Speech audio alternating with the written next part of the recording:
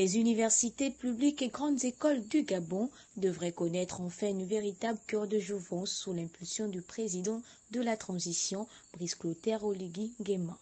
En effet, suite à l'audience qu'il a accordée au ministre de l'Enseignement supérieur, aux recteurs et directeurs généraux des grandes écoles, ainsi qu'aux représentants des étudiants, il a pris la décision de décaisser une enveloppe de 13 milliards de francs CFA qui devrait servir à faire face aux difficultés urgentes de ces différents éléments du supérieur en cette période de rentrée académique.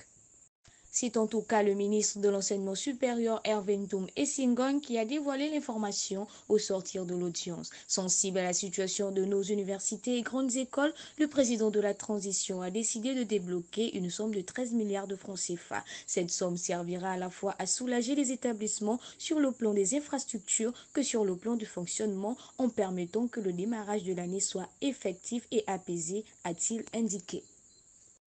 Décriée depuis plusieurs années déjà, la situation au sein des universités publiques et grandes écoles est plus que déplorable. Enseignants-chercheurs toujours pas intégrés, chevauchement des années académiques, impayés des vacations, insécurité au sein des établissements, déficit de places, absence de résidence universitaire opérationnelle. La liste est non exhaustive et les problématiques très nombreuses, soit 3 milliards pour chaque université publique, dont l'université Omar Bongo, l'université de sciences et de santé, l'université de sciences et techniques de Massoukou et 4 milliards pour les grandes écoles publiques.